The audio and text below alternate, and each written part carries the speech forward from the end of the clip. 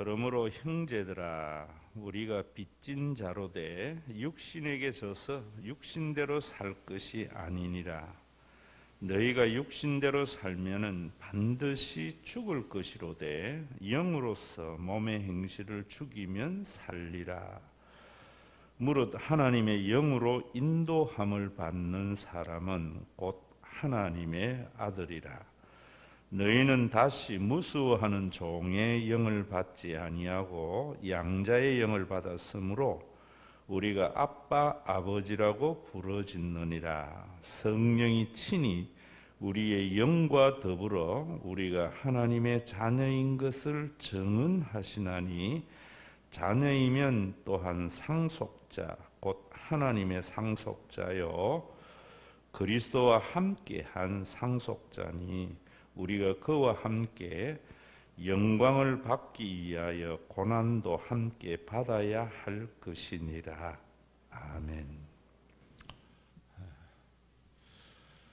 수요일은 예배가 아니고 성경 공부입니다.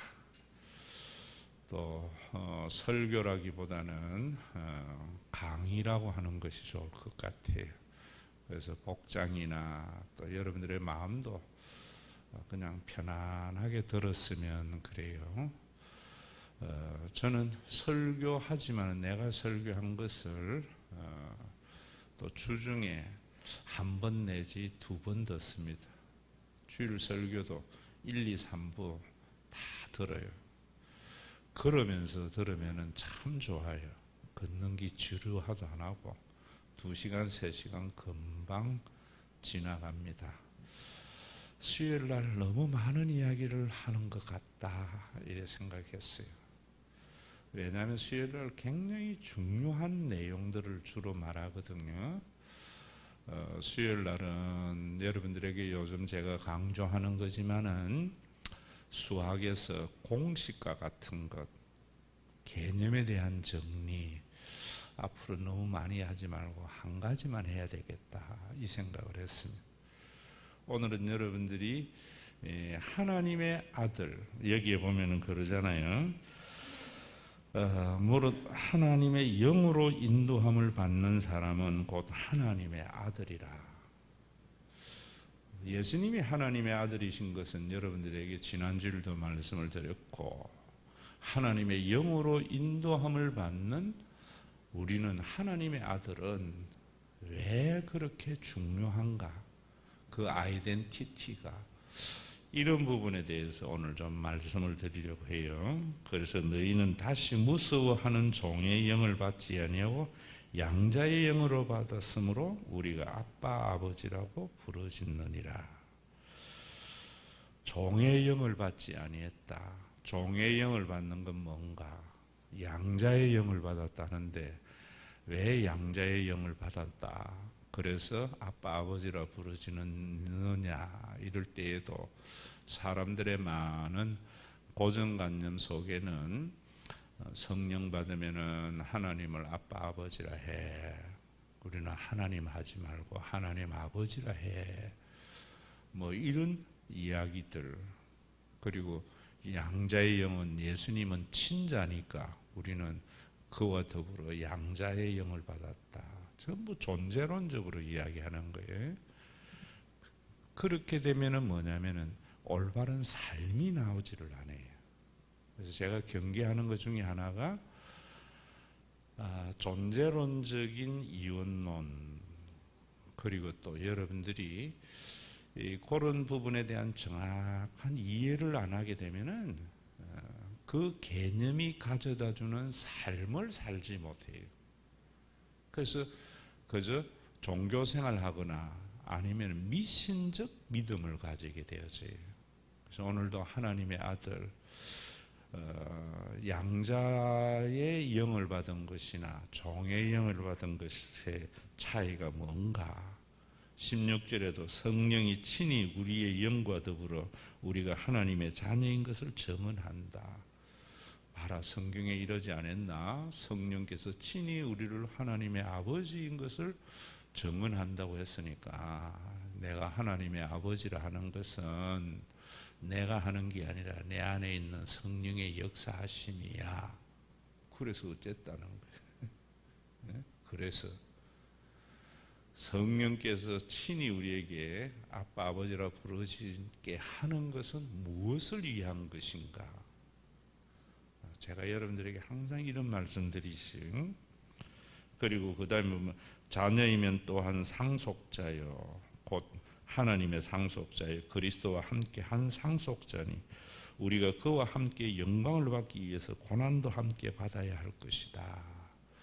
우리는 하나님의 자녀는 하나님의 나라의 상속자인데, 그래서 나중에 천국에 가서 천국을 상속받으려면은 이 지상에서 고난도 함께 받아야 돼. 그래서 예수 믿으면서 뭐 많은 종교적인 헌신, 희생 이런 거 있어야 천국에 가면 상급이 커. 상속자와 하나님의 아들에 대한 정확한 정의와 개념이 안 되어져 있기 때문입니다. 자, 그러면 오늘 이런 부분에서 여러분들과 제가 좀 잘 정리가 되었으면 하는데, 여기에 12절부터 이제 정리를 하고 넘어갑시다. 그러므로 형제들아 우리가 빚진 자로 돼 육신에게 져서 육신대로 살 것이 아니다. 육신에 져서 육신대로 사는 것, 제가 뭐라고 했는가 하면은 바울은 육신이라고 이야기할 때에 우리의 몸을 말하는 게 아니다. 또 우리가 먹고 사는 문제를 말하는 게 아니다. 육신이라는 것은 하나님께 대항하는 존재로서의 인간을 말하는 것이다. 그래서 우리의 삶에 하나님께 대항하는 존재의 삶은 어떤 삶인가? 이런 것들을 제가 쭉 말씀드렸지요. 여러분들에게 말할 때에 소유자의 삶, 청직의 삶이 아니고 소유자의 삶, 이런 삶이 하나님과 대항하는 존재예요.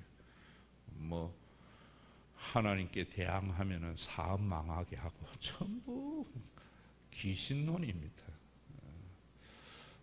우리 이 싸움이 있어야 되잖아요. 내 것으로 생각하는가, 맡긴 자의 관리자인가. 관리자의 삶을 살려면 항상 맡긴 자의 뜻이 무엇인지, 그리고 또 하나님은 야고보서에 의하면 판단자거든요. 우리가 언제나 사람에 대한 판단, 사건에 대한 판단 이런 것들을 하면서도 거기 육신대로 사는 삶이고 하나님께 대항하는 존재의 삶인 것을 모르는 거예요. 그래 되면 어떻게 되면 분열이 일어나는 거예요. 억압과 지배가 일어나는 거예요. 그래서 이런 개념이 정확하면은 교회가 샬롬이 이루어지지. 그래서 너희가 육신대로 살면은 반드시 죽을 것이로되 영으로서 몸의 행실을 죽이면 살리라. 여기에 죽는다는 것도 생물학적으로 죽는 것이 아니고 분리된 삶, 이런 이야기였어요. 그리고 14절에 보면은 무릇 하나님의 영으로 인도함을 받는 사람은 하나님의 아들이다. 그러면 하나님의 영으로 인도받는 삶이 뭔가, 이 말을 하는 게 중요한 게 아니에요. 성령의 인도하심을 받는 것이 뭔가, 그런 사람들이 하나님의 아들이다. 그러면 우리가 교회 생활을 할 때에도, 자, 여러분 요 말씀하면서 성경은 안 믿는 사람에게 준 말씀입니까? 믿는 자에게 준 말씀이에요? 믿는 자에게 준 말씀이에요. 부모가 자식에게 뭘 할 때에 사랑하기 때문에 자식에게 한 말이지 남에게 한 말이 아니거든요. 그래서 부모님이 자기를 사랑해서 하는 말을 듣고 순종하면은 삶이 굉장히 건강하고 좋아지잖아요.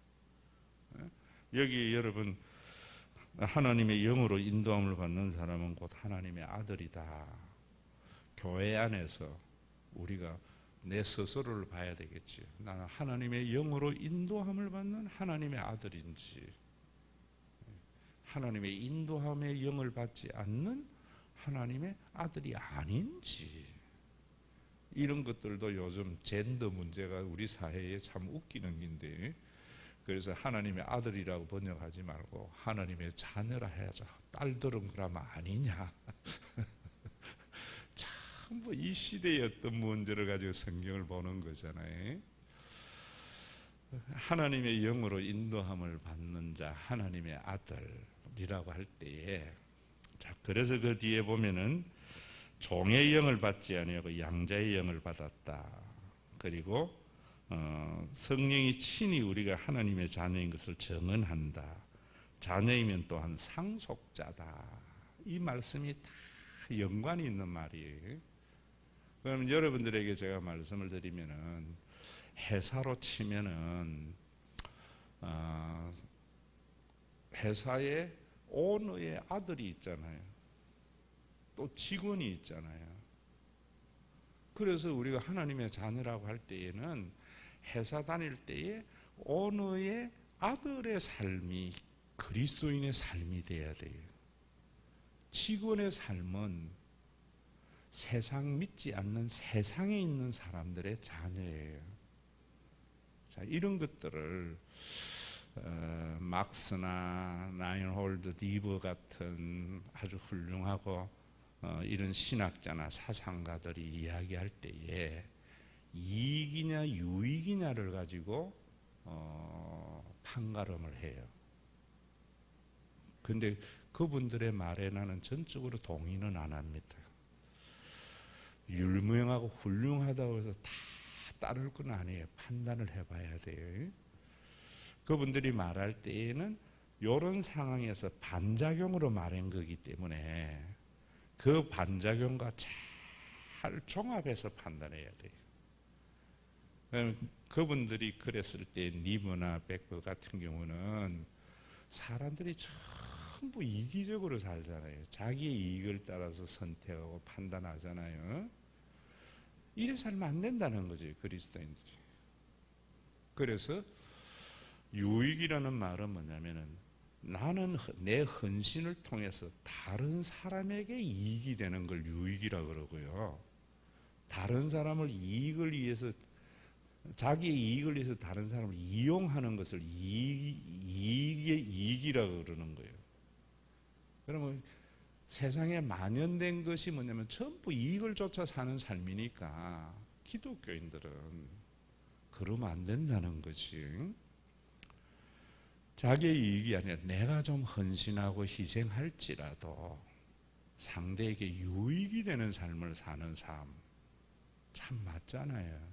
그런데 거기에 무엇이 하나 빠져 있는가 하면, 내가 볼 때에 제가 또 여러분들에게 중요하게 여기는 것 중에 하나가, 예수님이 이 땅에 와서 이루신 구원은 이미 하나님의 나라가 이루어졌지만은 아직 완성된 건 아니자. 이 부분을 놓쳐버리면은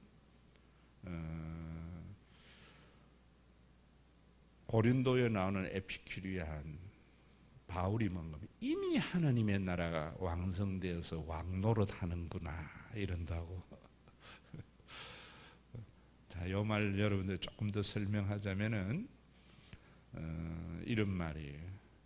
원리적으로는 하나님의 나라가 이루어졌지만은 아직 실제로 이루어지지 않은 거예요. 그 말은 뭐냐면은, 남에게 유익이 되는 삶을 사는 삶은 천국에서 이루어져 있어요. 근데 거기에는, 천국에는 혈과 육을 가지고 있는 우리들이 완전히 변화된 거거든요.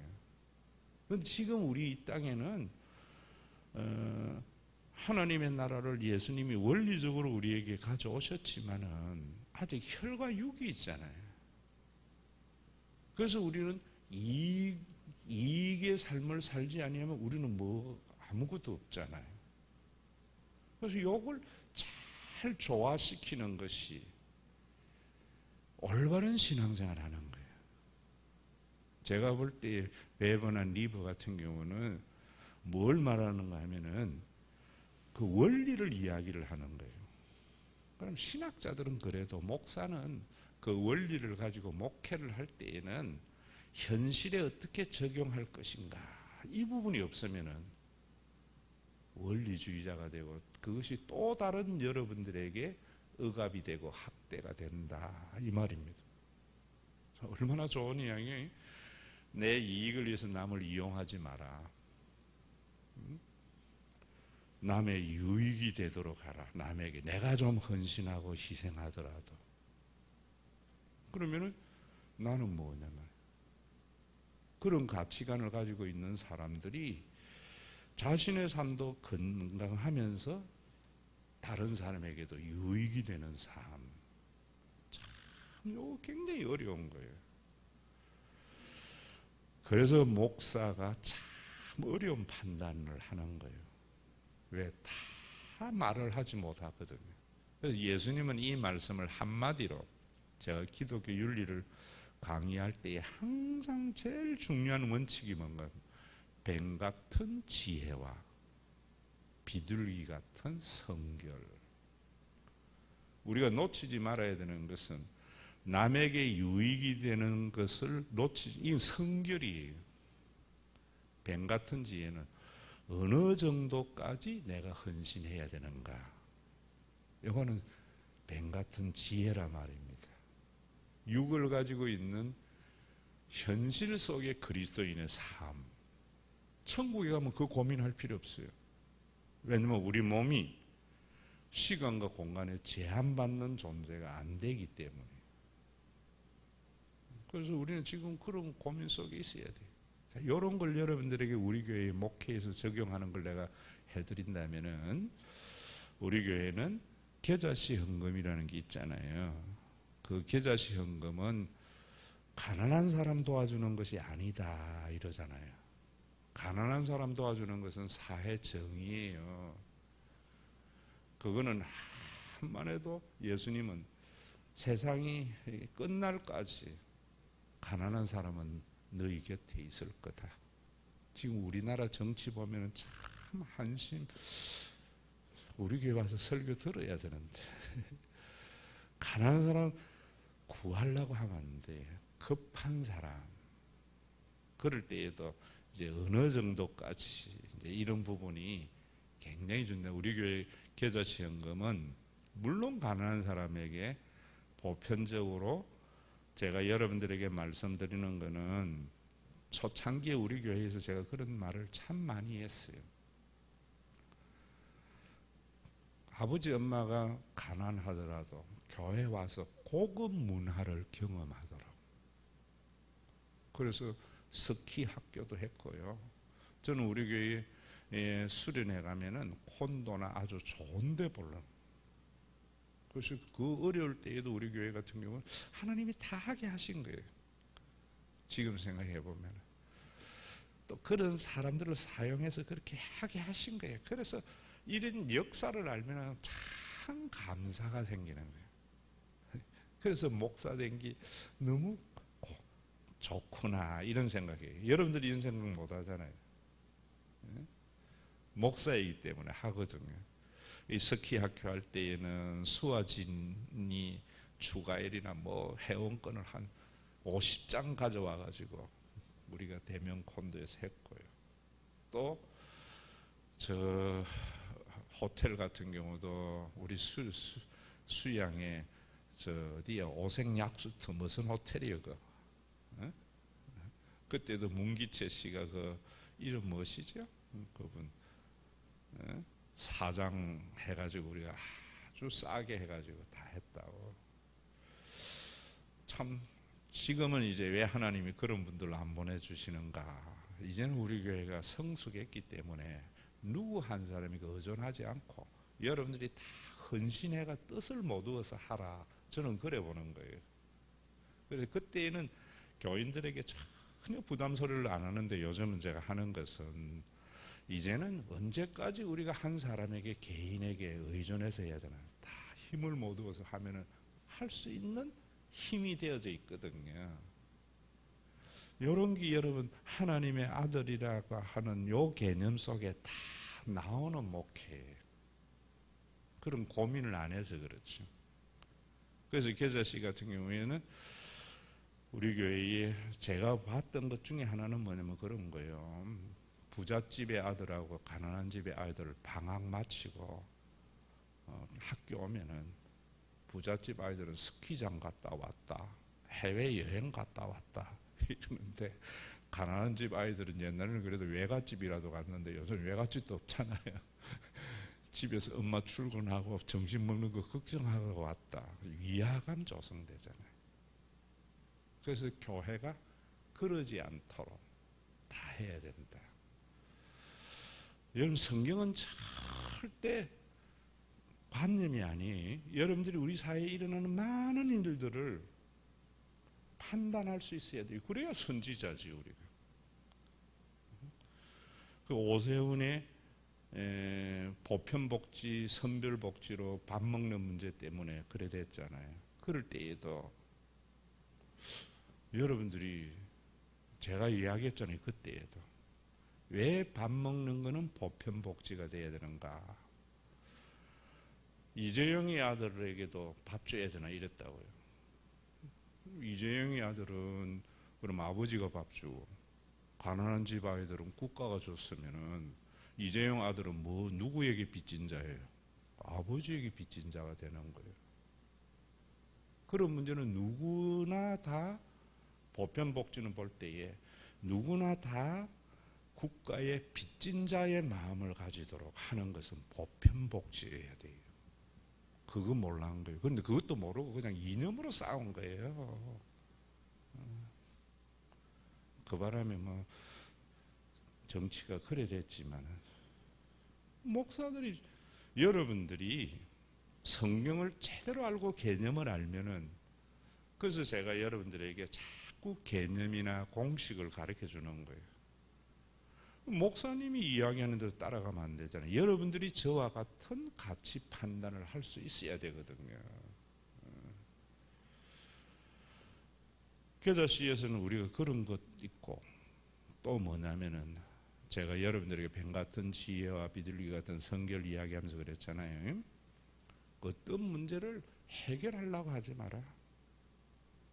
그러면 내가 메시아가 되는 거지. 우리 공동체가 할 수 있는 만큼만 해주고, 그 다음에는 기도하면서 하나님께 맡기는 거예요. 초창기 우리 계자씨 보세요. 우리 교회에 참 사기꾼들 많이 왔다 갔어요. 그 뭐 찬양인도 잘했던 변모 뭐 이런 것들 와가지고 거기에 걸려든 게 전재강 전도사나 다 이런 사람들이 걸려들었거든요. 그럴 때에 만약에 그때에도 뭐 1,000만 원, 2,000만 원 이렇게 됐는데, 우리 교회에서 계좌 현금하니까 400 정도 나오고 그거 준 거예요. 그거 뭐 제가 여러분들에게 더 해가 막 해서 해결해 줄 수 있으면 내가 메시아가 되겠지요. 나온 만큼만 주면 되는 거예요. 그리고 해준 것을 갑질하지 않는 것. 참, 여러분, 목회라는 게 얼마나 예민한지 모른다. 여러분들이 우리 교회 다니면은 약간의 부담은 있으면서도 편안한 것은, 이 뱀 같은 지혜와 비둘기 같은 성결을 가지고 이미와 아직 사이에 목회에 대한 고민이 있기 때문이에요. 그래서 오늘도 여러분들이 아들과 종의 영이라고 할 때에, 자, 아들과 종의 차이는 뭐예요? 아들도 아버지 회사에서 월급 받아야 살아요.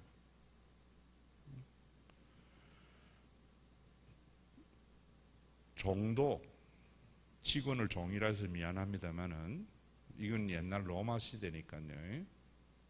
직원도, 직원의 영을 받은 사람도 먹고 살아야 돼요. 자, 그럴 때에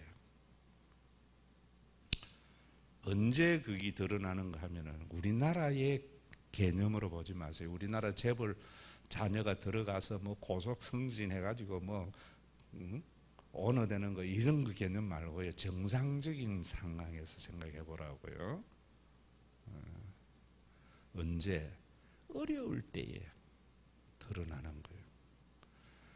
좋을 때는 직원이나 아들이나 다 좋지요. 회사도 좋고 내 봉급 많이 받아서 다 좋고 그러면 회사 찬양하고 오늘 감사하고 어려울 때 딱 되면은 아들은 책임지려고 하고 종은 이익을 쫓아서 자기 살아남으려고 하는 거예요. 그래서 저는 우리 교회나 인간관계에서 좋을 때 좋은 거 누가 안 좋냐. 정말 어려울 때에 진짜 이 사람이 교회를 위하고 하나님을 위한 것인가, 자기를 위한 것인가. 베버나 라인홀트 리버 같은 사람이 말한 거는 아주 어려울 때에 내가 헌신해서 회사를 살리려고 하는 것. 교회도 마찬가지. 평소에는 몰라요. 평소에는. 저는 대학교에 있다가 뭐 개척하면서 일부분에 너무 뚜렷한 경험이 많아요. 그러나 목사이기 때문에 그런 사람도 품어야 된다는 생각을 가지고 사는 거예요. 그게 목사하고 교인하고의 차이다. 이래 보는 거예요. 부모와 자식의 차이하고 같은 거예요. 그래서 제가 징계나 이래 안 해요. 내팽개치지 않아요. 쥐가 나가는 할 수 없지만. 그래서 우리 교회가 지금 이렇게 존재하니까 지금까지 남아서 있는 분들에게 참 감사하지요. 뭐 헌신을 했든 안 했든. 그런데 헌신을 한 사람의 기쁨은 훨씬 커요. 나중에 교회가 세워졌을 때 헌신 안 한 분들은 어떤 생각이 드는가 하면은 미안하겠지요. 내가 그때 좀 더 잘했으면. 그때 내가 좀 이 계산하지 말고 교회 유익을 위했으면 그게 주님 앞에 갔을 때의 상급이 그런 거라니까요. 그래서 현재의 삶이 상급이지 보상이 아니다라는 거예요. 제가 우리 교회에 교인들 한 사람 생각하면 고맙고 교회 이런 것은 뭐 감히 여러분들에게 이런 이야기 하지만은 여러분들이 없는 헌신이 내 속에 있었기 때문에 그 기쁨은 더 크다. 우리 교회도 마찬가지. 그 위기 때 헌신한 사람들의 기쁨은 훨씬 클 거예요. 그러나 없어도 천국에 들어가는 것이 얼마나 다행이에요. 그래서 그 수치와 이런 마음이 제가 여러분들에게 말씀했잖아요. 조금도 부끄러운 마음이나 이런 게 아니다.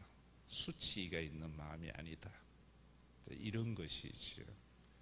그래서 여러분들에게 그냥 헌신, 보상을 가지고 하는 게 아니고 요걸 이제 맛본 사람들이 우리 교회가 차곡차곡 쌓아야 돼요. 그게 한 3대 가면은 그런 사람들로 잘 채워지기 위해서 지금 주일학교에서나 모든 것들을 해나가는 거예요. 그리고 제가 여러분들에게 설교하면서도 그런 적이 있지. 아들하고 종의 차이는 뭔가? 이제 이건 제가 볼 때에 제가 여러분들에게 했던 이야기들 참 설교자는 감사한 것이요. 듣는 사람보다는 말하면은 많이 남고 내 사상이 돼야지. 우리 교회도 설교에서 보면 어떤 분들은 이야기하다 보면 참 목사님 설교를 자기 입으로 말하는 그대로 하는 사람은요. 그만큼 유익이 되어져요. 그냥 듣기만 하는 사람은 거의 남아있지 않아요. 그래서 제가 말하라 하는 거예요. 내가 머리가 좋거나 내 사상이 아니고요. 내 사상이면 여러분들이 성경에서 이런 것들을 하는 것은 설교자의 그것은 기억에 더 오래 남아있기 때문에. 그래서 구역 예배 때 서로 말해보라는 거지, 설교의 내용을. 또 그 오해된 것들은 물어야 되거든, 내한테. 안 그러면은 자기식으로 이야기해버리면 교회의 암적인 존재가 된다고. 그래서 아고라 광장을 또 만든 거예요. 말하고. 또 설교에 의문 내는 거는 내한테 물어야지 뭐. 내한테 안 묻고 자꾸 다른 사람에게 묻고 이야기해버리면 오해가 일어나잖아요. 교회에 유익이 안 되잖아요. 그래서 그런 것 하는 거예요. 제가 설교하면서도 아들을 설교할 때 예전에 뭐라 했는가 하면 하나님의 아들은 카드 한 장 가지고 사는 사람이다 했어요. 저도 옛날 사람이 돼서 요즘 애들은요, 휴대폰 하나만 가지고 다 살아가더라고. 그 안에 뭐 이렇게 삼성페이 이래가지고. 저는 그래도 지갑 꼭 있어야 되고 지갑에 현금 꼭 있어야 돼. 옛날 사람이 돼서. 근데 진짜 하나님의 아들은, 여러분 재벌 아들이 뭐 돈 가지고 다닐 거 있겠어요?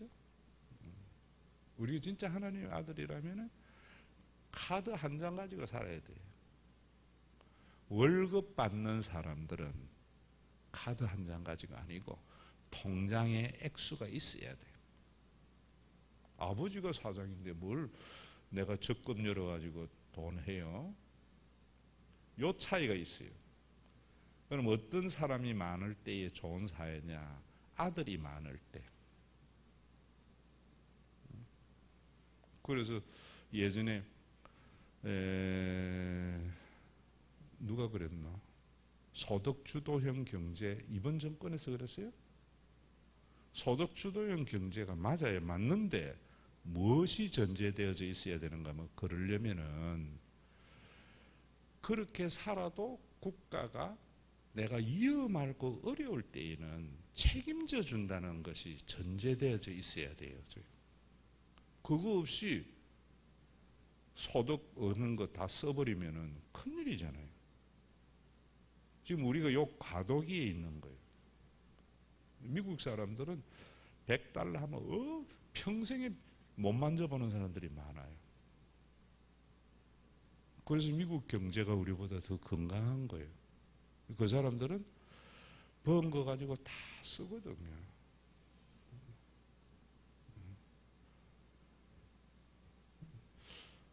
제 친구 목사들이 미국 산호세에 목회를 하는데 연봉이 10만 불 받는데요.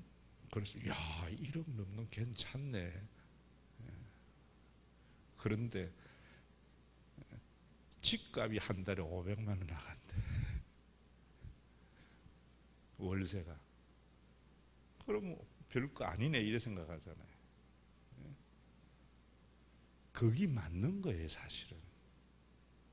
우리는 소유하려고 하니까 부동산 문제가 이래 생기는 거예요. 그러니까 이 종의 영이 아니고 아들의 영이라는 것을 우리의 경제나 모든 삶의 영역에서 보면은 너무 중요한 말씀이에요. 너무 중요한 말씀. 그래서 아들의 영을, 양자의 영을 가지고 살도록 예수님이 뭐 했는가 하면 성령을 보내줘서 교회를 만드신 거예요. 반드시 아들의 영의 삶, 카드 한 장을 가지고 살아갈 수 있는 삶을 살려면은 무엇이 있어야 되는가 하면은 공동체가 개인에 대한 책임감이 있어야지. 이해되죠? 이 말씀이 얼마나 중요한 말씀인지 몰라요. 로마서 8장이 복음의 전체를 아우를 수 있는 말씀이에요. 그래서 저는 여러분들에게는 카드 한 장 가지고 소비의 삶을 살아가는 삶을 살도록 우리 교회를 힘 있는 교회가 되게 하자. 그래서 빚진 자를 만드는 것을 3대째를 보면서 저와 여러분들은 걸음이 되자 라고 이야기하는 거예요. 인간과 동물의 차이가 뭔가 이런 것도 여러분들이 참 중요해요. 조금 옆길로 가는 길이지만 동물 같은 아버지는 어떤 아버지요? 짐승 같은 아버지는 지 쓰려고 돈 버는 사람이라 봐요. 제대로 된 아버지는 가족들 행복해 하려고 돈 벌잖아요. 그래서 가만히 보면은요, 돈 벌어가지고 지치장이나 지거 하고 보면 나는 아이고 짐승 같구나. 진짜 아버지들은요, 지는 떨어진 거 입어도 마누라는 좋은 옷, 자식은 좋은 거, 그거 보면서 행복해 하거든요. 개념을 정확하게 가져가야 돼요. 진짜 엄마하고 가짜 엄마의 차이 뭐예요? 진짜 엄마는 자기 먹으려고 밥 안 해요. 남편, 자식 먹이려고 밥 하지. 하나님이 우리에게 그거 준 거예요. 그 혈연 속에 있는 그걸 확대하는 것이 성령의 역사하심이에요. 성령의 역사하심이에요. 엄마들은 맛있게 하려고 음식 할 때마다 간 보다가 입 다 버리잖아요. 그래서 음식 모르잖아요. 그게 하나님이지요. 하나님의 마음을 우리 속에 혈연적으로 가져다 둔 것이요. 자, 아들의 영과 종의 영을 가진 사람의 차이를 제가 이야기했어요. 자, 그러면 우리가 아들의 영에 가지고 있는 삶을 살도록 성령을 보내서 교회 공동체를 주었다.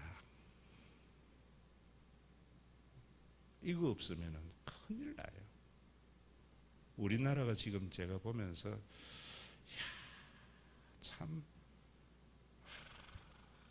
깨이고 나면은요, 이편저편 아니에요. 그런 이 사상의 세계도 있거든요. 사상의 세계에서 민주주의에서 제일 경계해야 되는 게 뭐냐면은 포퓰리즘하고 중우 정치예요. 그래서 소크라테스나 아리스토텔레스 이미 말한 거예요. 다수결의 행포. 무엇 때문에 일어나는가? 중우 정치인데요. 거기에 가장 중심에서 뭐가 있나? 포퓰리즘.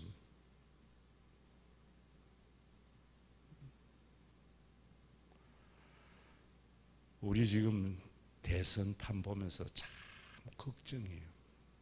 왜 이래 되어졌는가? 지난 정권에서부터 우리가 너무 잘못된 경험들을 하고 있는 거예요. 이 역사에. 자, 여러분들에게 제가 물어볼게요. 이건 뭐 정치 입장을 떠나서 여러분들이 객관적으로 생각해 보세요. 저는 두 개 다 생각해요. 박근혜는 정말 탄핵을 당할 일을 했는가? 조국은 가족이 멸문지하 받을 만큼 잘못했는가? 어쩌면 그 두 사건 자체가 정치가들의 포퓰리즘하고 중우 정치의 결과라고 봐요. 그래서 박근혜는 억울한 거겠지요. 내가 뭐 그렇게 잘못했다고. 그 속에 무엇이 있었는가? 게멜스 같은 정치인들이 있는 거예요. 나치의 게멜스 알잖아요? 선동가. 학교에서 다닐 때 1등 했어요. 어릴 때 폐병하고 다리를 좀 잘못 써요. 그 애들에게 멸시를 많이 받으면서 공부는 탁월하게 잘했는데 말을 너무 잘해요.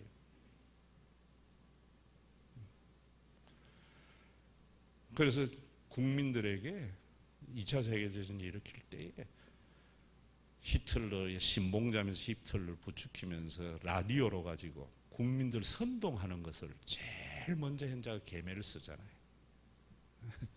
그런 것들 여러분들 보시면 참 재밌어요. 미국하고 영국을 경계하기 위해서 영국의 함대가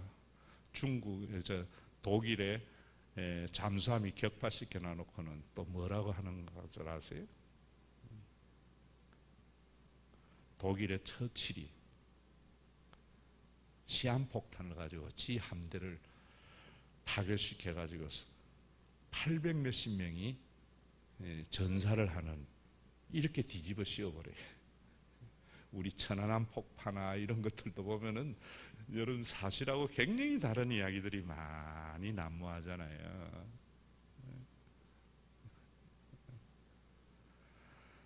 정말 중요한 거는요,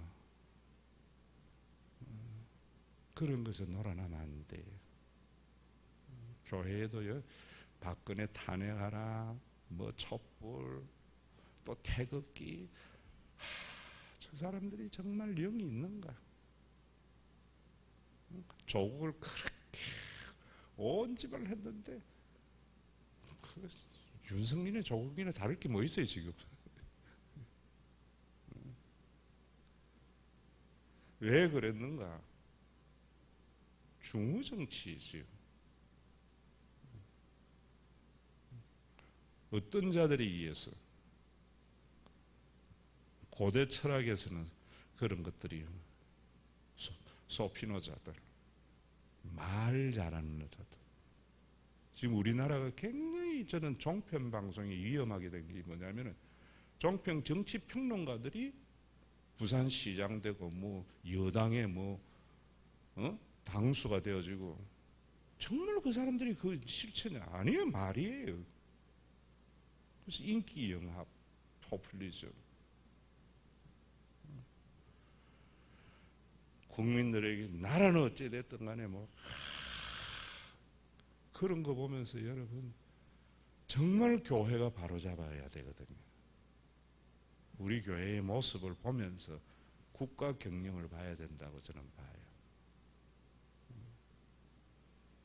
우리가 지금 거름이 될 때인가, 열매를 맺을 때인가, 열매를 따먹을 때인가, 카이로스. 저는 여러분들에게 거름도 되면서 우리에게 있는 것 범위 안에서 누릴 수도 있도록 뱀 같은 지혜와 비둘기 같은 성결의 목회,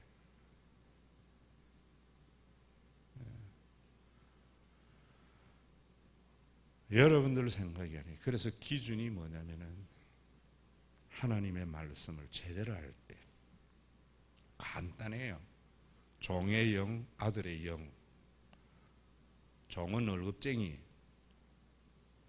아들은 오너의 아들의 삶. 그럴 때 오너의 아들이 되면은 아버지 회사 가지고 월급 많이 받고 빠른 성진, 그거는 잘못된 거예요. 성경이 말하는 진짜 아들은 위기의 순간에 드러나는 거다. 그러기 위해서, 아들의 삶을 살기 위해서 오너는 뭐 해야 되냐면 회사를 잘해야 된다. 지금 여러분 윤석열 말하는 부산저축은행의 대출 이런 이야기 하잖아요. 부산저축은행이 그때 얼마나 떠들썩했던 사건이에요. 그분이 사실은 광주분이거든요, 오너가. 그런데 부산에 와가지고 저축은행을 해가지고 아들에게 물려준 거예요, 저축은행을. 근데 아들이 완전히 말아먹으니까 그 아버지가 울면서 국민에게 사죄한 게 아직 제 머릿속에 뚜렷하게 남아있어요. 국민 여러분, काम 안 되는 아들을 사장으로 시킨 이 죄를 용서해달라.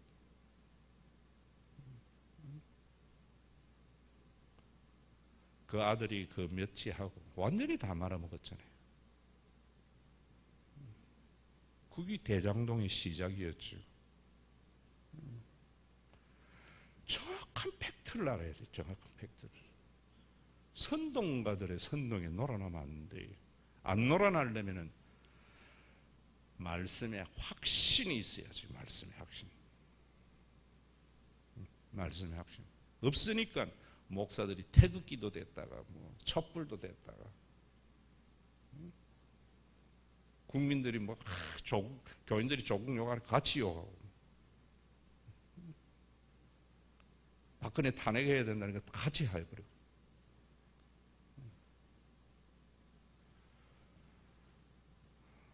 한번 객관적으로 생각해 보세요, 여러분. 그건 뭐냐면 진리에 대한 확신이 없기 때문에.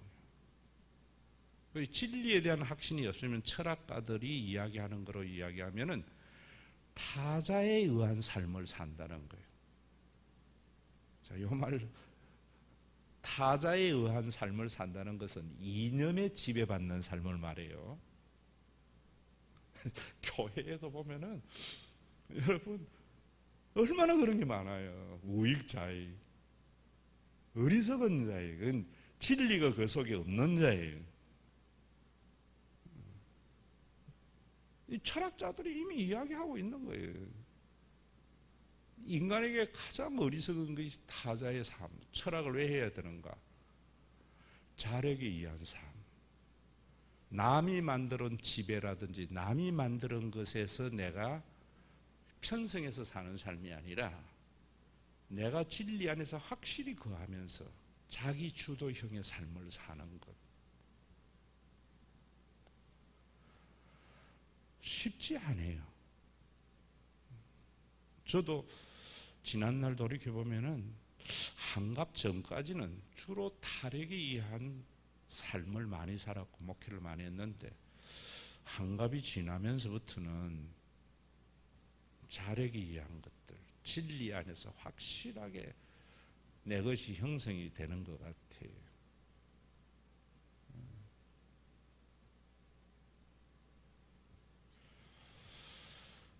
저는 지금도 보면 20대, 30대 굉장히 포퓰리즘에 휩쓸리기 쉬운 나이에요. 젊은 시절. 60대는 완고해지기 쉬워요. 경험한 걸 다 알아요. 되도록이면 저는 뭐랑 정치가들이나 국민들이 또 이래버리면 여러분 목사님 이래봐봐 머리는 아픈데 내 인생을 돌이켜볼 때 그래도 40대, 50대의 삶이 가치가 굉장히 균형적인 거예요.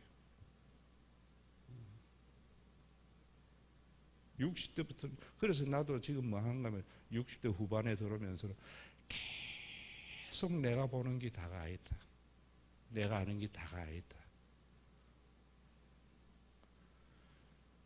20대, 30대에도 자기가 보는 게 다고 듣는 게 다인 줄 알아서 포퓰리즘에 휩쓸리기가 쉽거든요.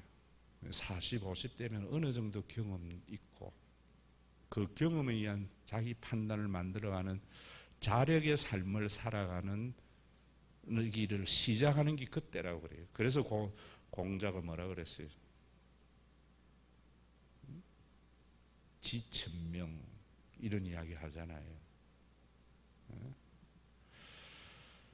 뭐 지금 정치하고 상관없이 여러분들이 들었어요. 앞으로 여러분들이 저는 뭘 보는가 하면은 여론에서 40대, 50대가 어떤 선택을 하느냐. 그 선택이 가장 그나마 옳은 선택이다. 저는 이래 봐요.